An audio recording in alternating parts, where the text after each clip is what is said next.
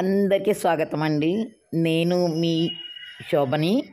ఈరోజు నేను పొద్దుటే లేచి ముగ్గు పెట్టుకున్నాను. తర్వాత నా గార్డెన్ చూడండి, మెంతి కూర ఇట్లా వచ్చింది. మెంతి కూర చక్కగా కొంచెం కింద వేసానమాట, చక్కగా వచ్చింది. ఇగో నేను ఈ పెసరపప్పు నానపెట్టి అప్పుడు పూజ చేసుకుంటున్నాను. ఈరోజు మీకు ఒక మంచి డిష్ చూపెట్టబోతున్నాను. ఇది మంచి డిష్ అంటే నేను చేస్తూ ఉంటాను, దీనికి ఒక కథ కూడా ఉంది వెనకని, అది కూడా మీకు చెప్పబోతున్నాను. మరెందుకు ఆలస్యం, పూర్వం ఒకళ్ళ ఇంట్లో ఎక్కువగా స్వీట్ తినేవారట.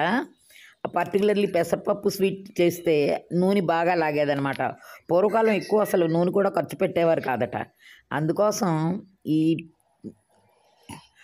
చంద్రకాంతలు చేసేటప్పుడు భర్త చెప్తాడట, ఎలాగ చెడిన కాపురం చెడిందంటే అప్పట్లో నూనె వాడితేనే ఆ ఫ్యామిలీ ఏదో ఖర్చు పెట్టేసినట్టుగా ఫీల్ అయ్యేవారట.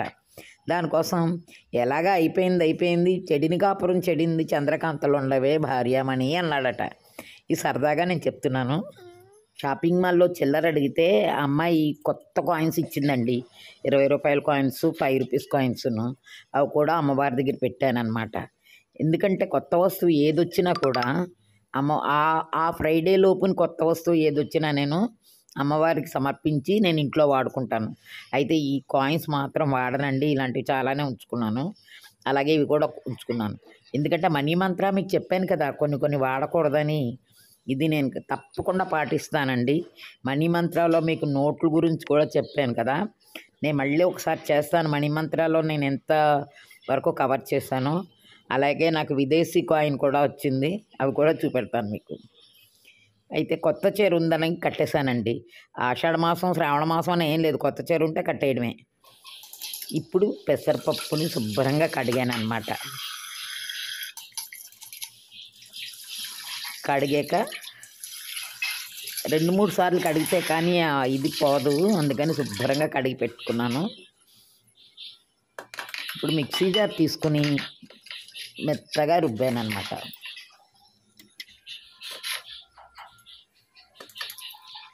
మెత్తగా గ్రైండింగ్ చేశాను.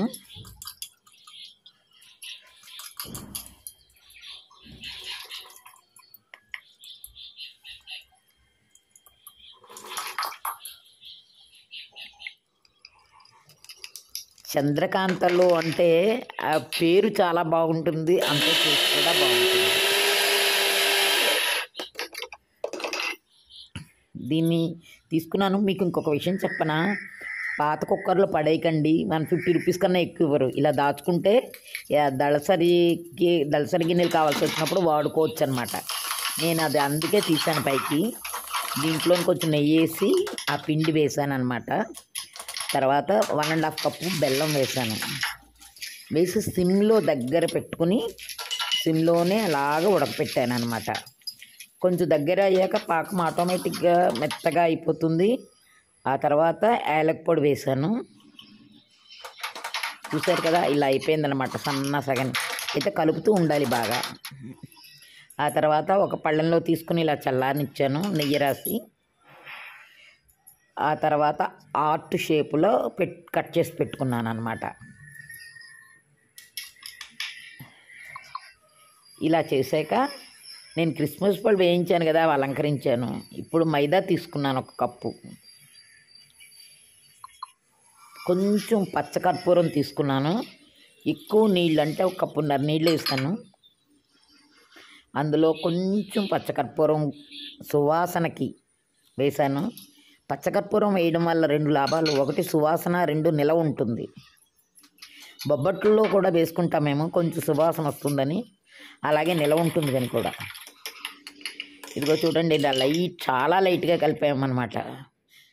కలిపాక ఇప్పుడు అందులో ముంచి నూనెలో వేయించాను అనమాట.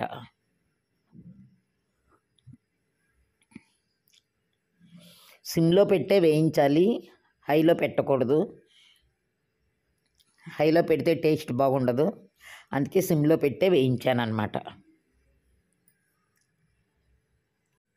ఇలా వేయించుకోవాలి, సిమ్లో వేయించాలి. ఎందుకంటే చెప్పాను కదా, ఎక్కువ ఆయిల్ లాగుతుందని అలా అనేవారు, కానీ ఇదైతే ఆయిల్ లాగలేదండి. నేను పలచగానే చేశాను, కానీ అంత ఆయిల్ లాగలేదు. టేస్ట్ అయితే సూపర్ అనమాట. సింపుల్గా చేసుకోవచ్చు. పప్పుతో చేసే బూర్ల కన్నా ఇదొక కొత్తగా ఉంటుందని. అయితే కిస్మిస్ పళ్ళు బయటకు వచ్చేసాయి. దాన్ని మళ్ళీ సెట్ చేయవలసి వచ్చిందనమాట. చెప్పాను కదా, మా వారు ఎక్కువ స్వీట్స్ తినరని, దాంతో నేను చెయ్యడం కూడా తగ్గించానండి. అయినా ఈరోజు అమ్మవారి పూజ చేశాను కాబట్టి నైవేద్యం చేద్దామని చెప్పి పెట్టానన్నమాట. ఇంత చేసినా ఒకటో రెండు కన్నా ఆయన తినరు. అందుకే నేను చాలా తక్కువే చేస్తూ ఉంటాను స్వీట్స్. పళ్ళు మాత్రం బాగా తింటారు మా వారు. ఇదండి నా స్వీట్ అయిపోయింది. చూసారు కదా, చాలా టేస్ట్గా ఉందండి. మీరు ట్రై చేసి చూడండి. మీరు చేసాక ఎలా ఉందో నాకు కామెంట్లో చెప్పండి. ఇదండి నేను చేసిన చంద్రకాంతలు స్వీట్.